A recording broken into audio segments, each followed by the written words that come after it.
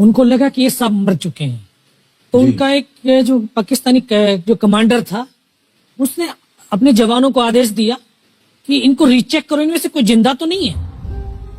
तो उनके पाकिस्तान के 2 सैनिक आए, आकर के हमारे जवानों के शरीर के अंदर गोलियां दागने लगे।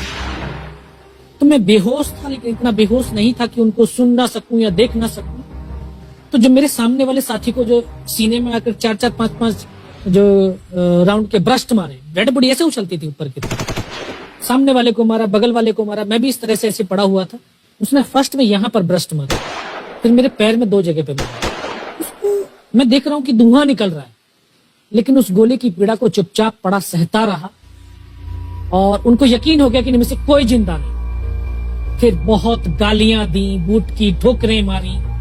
फिर काफी देर के बाद में उनका जो कमांडर था उसने बोला कि इनके वेपन उठा लो, और नीचे जो हिंदुस्तान का पोस्ट है उसके ऊपर दूसरे जो उनके साथी थे उनको सूचना दिया, उसके ऊपर कब्जा हमला कर दो।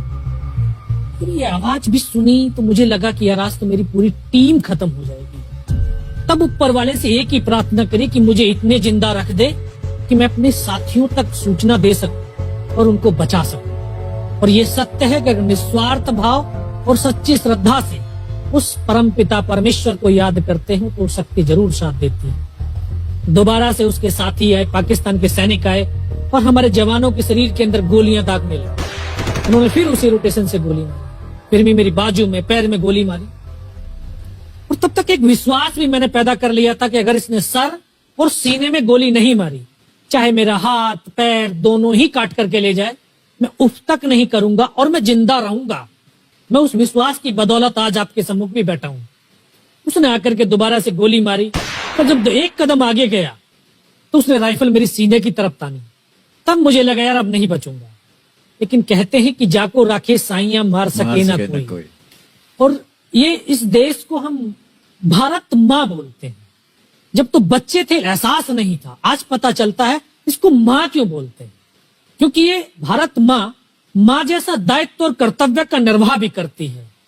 ये अपने बेटों की वीरता, शौर्य और पराक्रम को कभी दफन नहीं होने देती है। वाह क्या बात। तो शायद इस माँ भारती ने मुझे चुना होगा कि उसके बेटों ने जो शौर्य, वीरता और पराक्रम दिखाया उसको दुनिया तक पहुंचा सकूं। जब उसने गोली चलाई तो यहाँ पे पर्स में 5-5 रुपए के कुछ सिक्के भी थे। जब गोली जाकर के सिक्कों पे टकराई तो मुझे भी आभास हुआ कि तो मर गया हूं। पाकिस्तान का दूसरा सैनिक आया, उसने आकर के मेरा AK-47 उठाया और वापस मुड़ा तो उसका पैर मेरे पैर से टकराया हो। तब मुझे लगा कि यार मैं तो जिंदा हूं। तब मेरे पास एक हैंड ग्रेनेड था, मैंने उसको पिन निकाली और उसको ऊपर ऐसे फेंका तो कोट के अंदर हुड लगे हुए, हुड के अंदर वो गिरा जी। मुझे तुरंत पीछे की तरफ मुड़ के देखा, पीछे तो कोई मूवमेंट था नहीं। तो जब तक वो ग्रेनेड को निकाल पाता ग्रेनेड फट गया, यहाँ से उसका पूरा सर उड़ा और वो हमारे ऊपर आकर के गिरा। जो पाकिस्तान के दूसरे सैनिक थे उनमें खलबली मची कि इनमें से कुछ जिंदा है, कुछ बोले जिंदा नहीं, नीचे से रिइंफोर्समेंट आ गई है। तो उनमें खलबली मची। मेरा पास वही एक मौका था, मैंने दोनों हाथों से उसके राइफल को उठाने की कोशिश करी। ये हाथ हिला नहीं, एक हाथ से राइफल उठाई, वहां से ब्रस्ट फायरिंग किया, 4-5 पाकिस्तानी सैनिकों को मौत की नींद सुला दी। फिर बाएं हाथ से पलटा खाया, दूसरे पत्थर से 3-4 जगह से फायरिंग किया। वो जो उनका मोमेंटम था, जो हौसले थे, परस्त हो चुके थे, वो भाग खड़े। 2-3 मीटर गया, जाके देखता हूँ सामने उनके लंगर चल रहे हैं, उनका लिविंग टेंट बना हुआ, उनके जो हैवी वेपन का डिप्लॉयमेंट था वो सब कुछ वहां पे लगा हुआ। उस समय जहन के अंदर एक ही पागलपन था, अपने साथियों को बचाना। फिर मैं वापस धीरे धीरे रेंगता हुआ अपने साथियों तक आया। फिर मुझे लगा कि इनमें से हो सकता है मेरी तरह कोई साथी होगा, जिंदा होगा। उनको देखा, किसी का सर फटा हुआ था, किसी के फेफड़े निकले हुए थे। बहुत देर बैठकर रोया भी, फिर अपने आप को संभाला। चारों तरफ बर्फ ही बर्फ, पहाड़ी पहाड़। ये भी पता नहीं कि हिंदुस्तान किधर है, पाकिस्तान किधर है। 2.5 साल की सर्विस, 19 साल की उम्र, न उम्र का तजुर्बा न सर्विस का अनुभव, जाऊं तो जाऊं कहां। तभी एक ऐसी शक्ति थी जो साथ दे रही थी। जब इसी शक्ति का आवाज हुआ, उसकी आवाज का आभास हुआ कि बेटा इस नाले से नीचे लुढ़क जा, मैं बहुत 500 मीटर लगभग नीचे रोल करता हुआ आया और अपने साथियों जो नहीं चढ़ पा रहे थे दुश्मन की भारी फायरिंग की वजह से, वहां तक पहुंचा। फिर उनको उन्होंने मुझे पकड़ा, वो फर्स्ट एड दिया। फिर वहां से जो हमारे कमांडिंग ऑफिसर थे कर्नल कुशाल चंद ठाकुर, फिर उनको सूचना दिया। तो ये लगभग 1:30-2 बजे का समय था। वहां से फिर कमांडिंग ऑफिसर तक मुझे ले जाया गया। फर्स्ट एड तो हुआ, लेकिन ब्लड इतना निकल चुका था कि दिखाई देना बिल्कुल बंद हो गया था। जब उनके पास पहुंचा तो उन्होंने बोला, बेटा मेरे को पहचानता मैं कौन हूं? बस अब आवाज सुनाई दे रही है। बोला, मैं तेरा commanding officer colonel Kushal Chand Thakur. मैं, जय हिंद साहब, बहुत तेज सर्दी लग रही है। तो उनका जो लिविंग टेंट था उसमें के अंदर लेटाया, 3-4 स्टॉप जलवाए, थोड़ी सी गर्मी महसूस हुई। बाकी साहब थोड़ा सा पानी पिला। बोला ठीक है पानी पिलाते हैं। तभी डॉक्टर साहब आए गए, उन्होंने ग्लूकोज की बोतल पिलाई, थोड़ी सी एनर्जी महसूस हुई। उन्होंने बोला, बेटा कुछ बता सकता हूँ? कहा सब बता सकते हैं। तो उनको बताया कि सर ऊपर ये घटनाक्रम हुआ है और ये वहां की इंफॉर्मेशन है। तो लास्ट में उन्होंने बोला कि बेटा जवान की रिक्वायरमेंट क्या है? मैं कहा साहब जवान की रिक्वायरमेंट एम्यूनिशन और फील्ड पट्टी की है। बोला खाने के लिए नहीं चाहिए?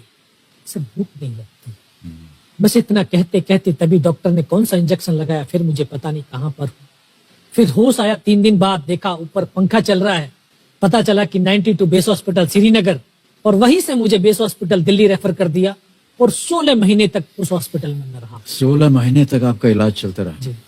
और वहीं पर हॉस्पिटल में ही मुझे पता चला कि 15 अगस्त 1999 को जब ये परमवीर चक्र का जो अनाउंसमेंट हुआ तो वो वहां पर ही मुझे पता चला। क्या है सर?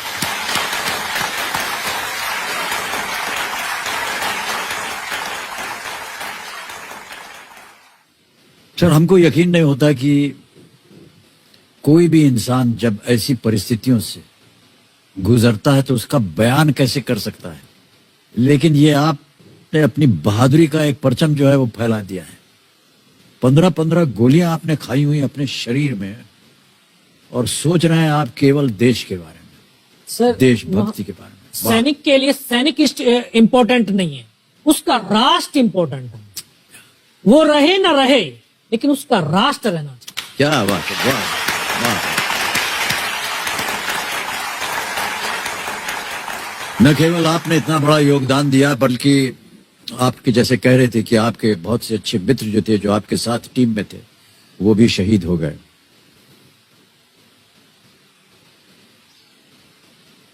कठिन है सर बहुत इस चीज को दोहराना, इस चीज को आपके मुख से सुनना। अद्भुत है सर, अद्भुत है। बहुत बहुत शुभकामनाएं, बहुत बहुत शुभकामनाएं।